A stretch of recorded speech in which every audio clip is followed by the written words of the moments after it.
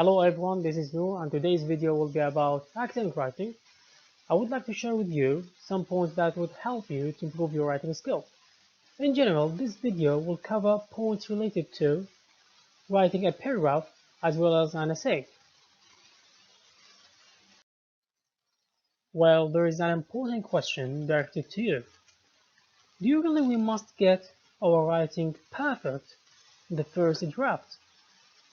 For example, you are writing a paragraph or writing an email.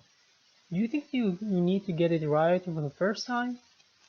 Actually, the purpose of the first draft is not to get it right, but to get it written. This is very important to put it in your mind, because I noticed that most students tend to trying to get their writing perfect for the first time. So it's not necessarily important, because you have a first draft, second draft, and third draft, and you may revise it as much as you like. That's why I highly recommend the following websites. The first one is Academic Phrase Bank. It's the website that will help you to find phrases to use in your writing. And the second one, Grammarly, your best writing assistant online, where you can correct your spelling as well as the structure of your writing. So let's first start with the 6 steps of writing process. The first important step, choose a topic. You need to choose a topic that you would like to talk about or to write about. The second step, gather ideas. You need to search about ideas related to your topic. Then organize these ideas to choose which idea will be in the beginning or which idea will be second. And then write about it. Get the first draft as we said just before. And then review structure and content.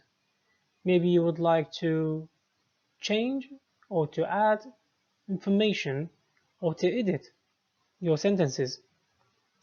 Then revise structure and content. In this step, you will be able to change the sentences or the information that you would like to have in your writing.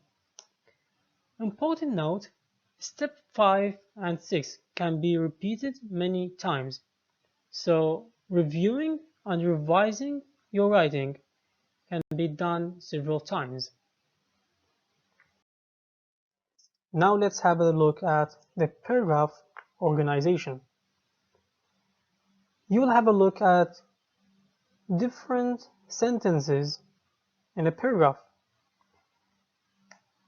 For example, topic sentence is the first sentence. Usually this is the first sentence in a paragraph. It introduces the main idea of the paragraph.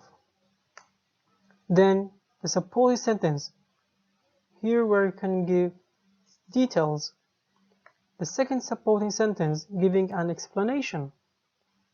The third one giving an example. You should give supporting facts, details, and examples in these 3 sentences. After that, you will get to concluding sentence. Actually, this sentence restates the main idea of the paragraph using different words. So, in other words, topic sentence and concluding sentence are strongly related in a paragraph. So, always remember that. Now you will have a paragraph as an example. And actually, the first sentence is highlighted because it's the topic sentence. Canada is one of the best countries in the world to live in. This sentence provides the main idea, as you can see here. And directly after the topic sentence, you have sentences highlighted. These sentences are supporting sentences. These sentences where you can find details, information, examples about the topic.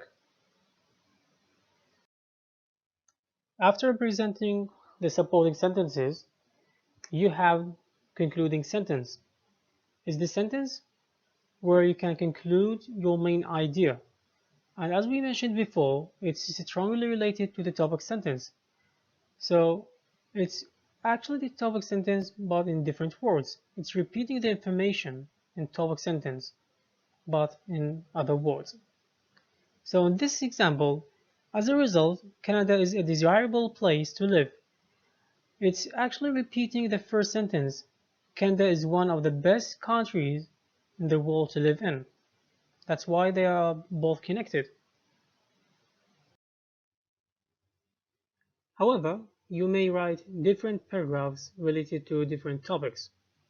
For example, descriptive and process paragraphs. Here you can describe a person, a place, or a process. Also, you may present your opinion, a paragraph. In addition, you may compare or give differences in a paragraph, and this kind called comparison contrast paragraphs. And finally, problem solution paragraph. Here you may present a problem or you may present a solution to a problem in the form of paragraph. Now let's move on to the structure of an essay. Simply, a group of sentences create a paragraph, and a group of paragraphs create an essay. Now we will have a look at the structure of an essay. Firstly, we start with the introduction of an essay, and then we will have the main body, and after that, the conclusion. All together create an essay. Moreover, one of the most important sentences that you will have in your essay called thesis statement. And now we will explain how it's compared to the topic sentence. The thesis statement can be compared to the topic sentence as the thesis statement is the sentence that tells the main idea of the whole essay, while the topic sentence is the sentence that tells the main idea of the whole paragraph. In this way, they are related and compared in the function that they are doing. The thesis statement represents the whole idea in an essay, and the topic sentence represents the whole idea in a paragraph. So after knowing what is the thesis statement, and we knew the role of this sentence, the question is where it's located. Actually, thesis statement usually comes at or the end of the introductory paragraph. Let's have a look at this example. However, this essay will discuss two different ideas regarding immigration to emphasize on the positive side, as well as my point of view.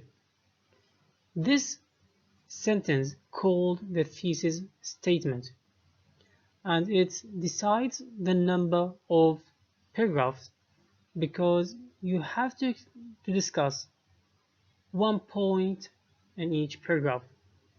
So in short, in this thesis statement or in this essay, you will have 3 body paragraphs to explain this thesis statement. Well, what are the characteristics of a good thesis statement, and how it's possible to avoid weak thesis statement? There's an important note that you have to know. A thesis statement shouldn't state two sides of an argument equally. This is a very important point, and many students fall in this mistake. When they discuss a point in their essay, they usually discuss points or ideas equally. Let's have an example. There are advantages and disadvantages to using nuclear power. The question here, do you think this sentence can be a very good thesis statement? The answer is no. It could be revised like this. Although there are some advantages, using nuclear power has many disadvantages and shouldn't be a part of our country's energy plan. The first sentence, which is there are advantages and disadvantages to using nuclear power. This sentence can be a very good topic sentence, but actually it must not be a thesis statement. The reason is this sentence states 2 points equally. So this point you have to avoid it. If you would like to talk about a good point in your essay, you may follow statements or thesis statement where you can decide while you are talking, also while you are supporting advantages or supporting disadvantages.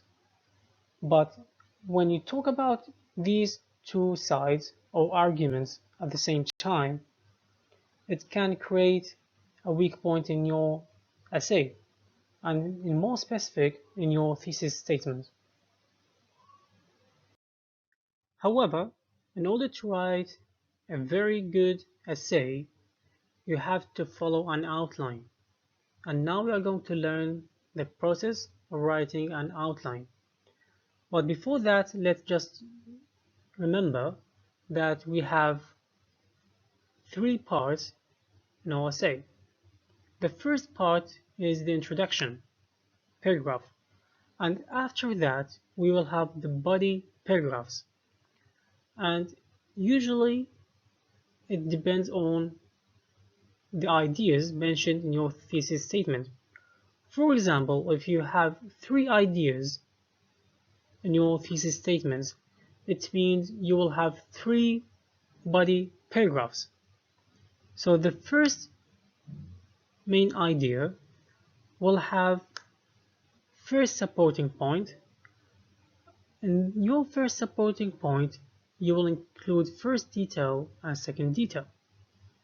After that, a second supporting point, and the same process can be repeated with your second main idea, and also your third main idea.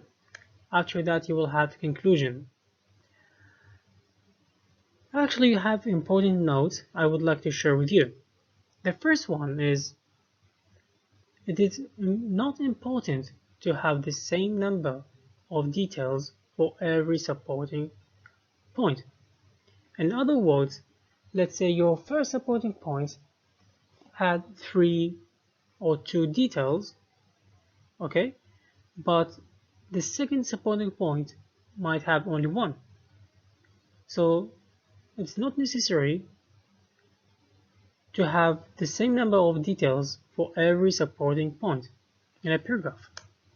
Also, you may follow the same process with the following paragraph as well. I gave an example for your first main idea, and the same process you can follow in your second main idea and third main idea. And before the end of this video, I would like to remind you to visit the websites that I've presented in the beginning. It will enable you to improve your writing skills so much. Thank you and good luck.